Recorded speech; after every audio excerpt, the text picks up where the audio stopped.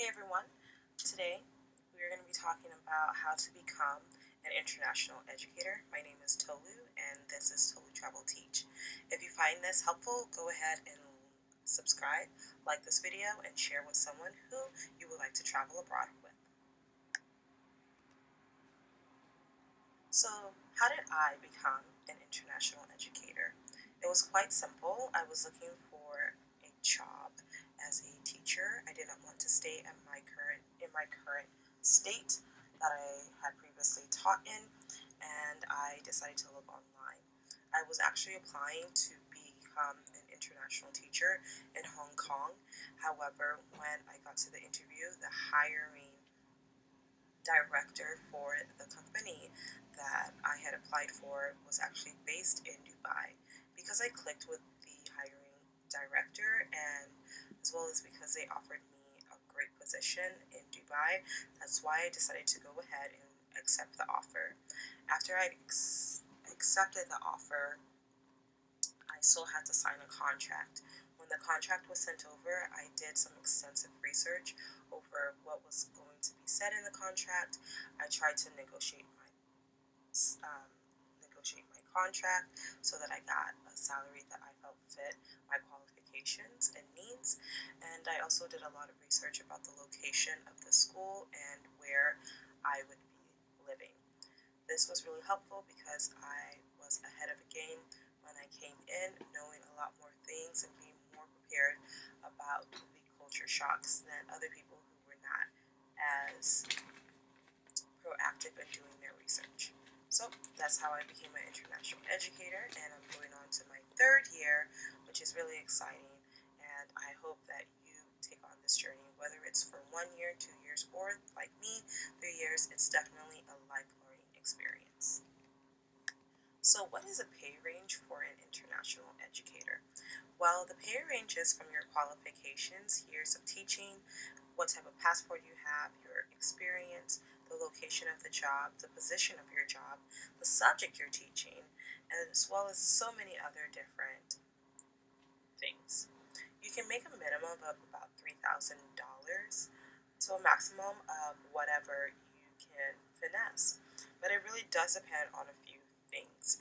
So, here's a list of some things that I will give you to ensure that you have a strong contract or you can have more negotiation power.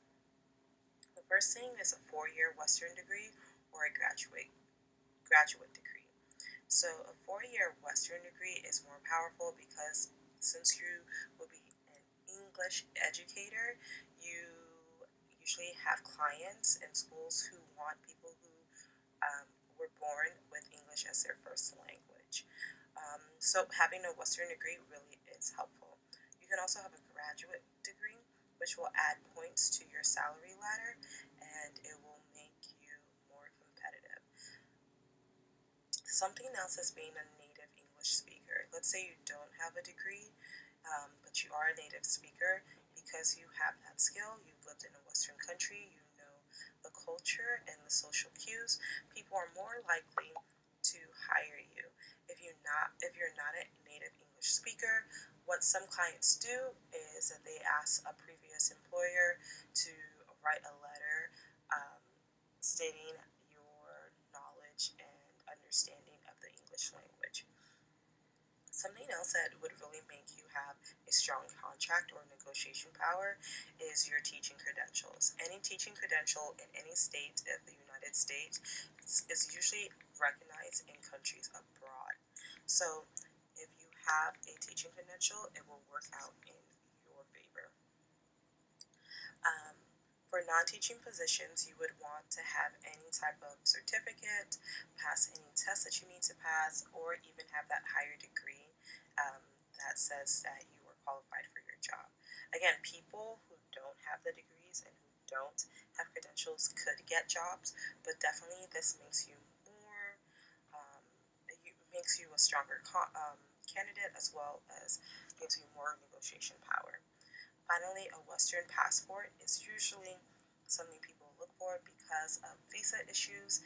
It costs less for an American to live in certain countries under your visa rights than certain other people. Same thing with people in Finland. If your passport is strong, then you have more opportunities open to you.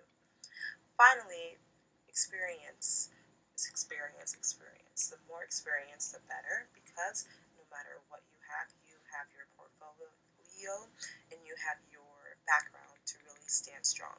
Nobody wants to hire an educated candidate who can't teach. So your experience will count for a lot.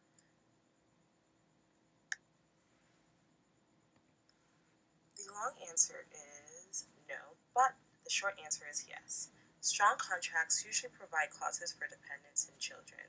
For school-aged children, usually child number 1 has fully paid tuition, child number 2, 50%, child number 3, 25%. Healthcare is also provided for dependents and children. Now, this happens in strong contracts. So again, you want to negotiate an extremely tight and strong contract for your family, or it is not worth moving to the country that you have applied for. The long answer to this question is no.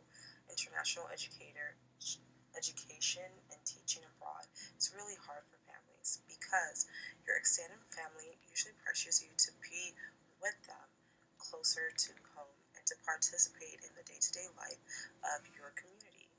You are always away for birthdays, births, and burials. You're away for weddings and celebrations and just the day-to-day memories. Eventually, home calls you, and home is always where the heart is. What an international educator's spouse do? Well, I'm glad that you are thinking about your whole family because it's totally possible to be an international educator with a spouse who is not an educator. Now, there are about 3 or 4 things that your spouse could do. The first thing is if they find a job in the same country in their field of choice. So, while you're applying for jobs to become an international educator, they might be applying for jobs to pursue their degree, their career, their passion in their field. Hopefully, both of you guys can find a both contracts. Hopefully you both can find contracts that allow you to be in the same country at the same time working. Now, teachers do have a lot more flexibility because all over the world people want to be educated. So it might be helpful to be more flexible with your spouse and allow them to find their job first, and then you kind of look through and see what teaching jobs are available for you. With a 4-year degree, your spouse can also be a substitute at a school. Now, they get paid someday, which is about $500 or $50, depending on literally wherever you are in the world. But the only thing is that they do not get the benefits of being a teacher. However, since they are your spouse, they end up getting your benefits of being a teacher. So that means that you would be under one visa, and all of the rights of the teacher would automatically fall under the spouse, and they would just bring in that extra income. It's great money because teachers get sick. We are humans, we're not saints, so substitutes are always needed. Something else that you can do is to become an entrepreneur, whether it's an online business, whether you're creating content, creating clothes, whether you're running a meal prep service, whether you're a personal trainer. You can be an entrepreneur while your spouse can be an entrepreneur while you are an educator. All right, I hope that's helpful. What are living arrangements like for educators? Well, strong schools provide housing for first and second year contracts. I am really adamant about your living arrangement as an international educator because this is one of the appeals of living abroad, not having to pay for your own housing. So don't fall in the trap of not having a housing contract. Usually first year contracts are asked to live in campus housing. The school provides the housing. They usually provide it furnished or pay for a transportation or like a moving expenses. Part of your moving expenses, they'll like help you furnish it. But after your first or second year, you usually have to find your own place or often to continue using school housing. This is really interesting and it's a really good fit for people who are not sure the country that they're going to. They have never been there. They need a community. This is kind of like going to dorms in college. It's great to live there for the first year and you can either continue living the dream of being in a college dorm or you can move out and become more independent. Families are usually accommodated for each situation. For example, if you bring pets, they might not allow pets in the specific housing that the school has, but they will find housing to accommodate you. If you have multiple children, you can find a place or the ability to have more rooms for your family size. So schools are usually really great at accommodating teachers with school housing. I would consider a school who is not accommodating you with school housing as a low level school, and I would shy away from it. Unless, of course, you live or you have family living in that country, then you just get to bankroll, stay at home with your parents or with someone else. Now, also, another option would be to have a hosting family. I haven't tried that before. If that's your cup of tea, go ahead and drink it. The laws and expectations for men and women who are international educators vary. If you are in a conservative country that requires women to be covered and you are a female, you will be expected to be covered because you are expected to follow the law of the country. If you are in more of an open environment, you still could be jailed for violating the law. My rule of thumb is do whatever your parents will be proud of you doing if they were in front of you. And if you have low standard parents, do whatever you will be proud of yourself so you don't get fired or jailed. Just go ahead and follow the laws and expectations for the country that you're in. Be super respectful and learn from the environment what you can and cannot do. The best location to be an international educator really depends on the research that you have conducted and the goals that you have for yourself. This is not something that is blanketed because everywhere in the world we have a need for educators. What I can say is that if you do need help deciding on where is the best location for you and your family, you can definitely reach out to me at tolutravelteach@gmail.com or in the comment section below, and I can provide you with some one-on-one counseling on what is the best area for your needs. There are two things I think about when we talk about transportation for international educators. The first thing is the air flight to the international location of your job. The second thing is how to get from your home to your school. So, to get to the school via flight, a strong contract will offer two tickets home. One ticket when you are leaving your home country to initially begin your contract, and another ticket every summer at the end of the school year.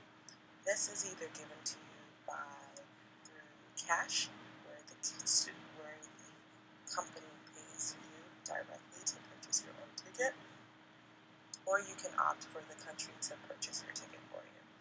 Now, when we're thinking about transportation for a day-to-day basis, you have, again, several different options. If you're living in school housing, usually the school will provide school transportation from school housing to the school. If you're not living in school housing, you would have to find your own way back to school.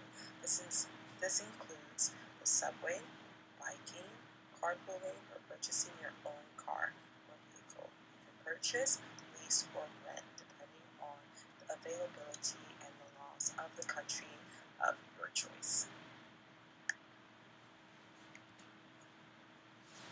How do you start the process of becoming an international educator? Well, first you need to decide if this is right for you. Second, you need to decide on which year you decide to go. And the third way is to begin applying. Usually application seasons for the next year begin as early as August and as late as January. The high time for when there are job fairs around the all directors go to begin in October, November, and December. If you need help with this, go ahead and reach out to me at tolutravelteach@gmail.com, and I will be glad to give you some one-on-one counseling on what is the best fit for you and your adventure abroad.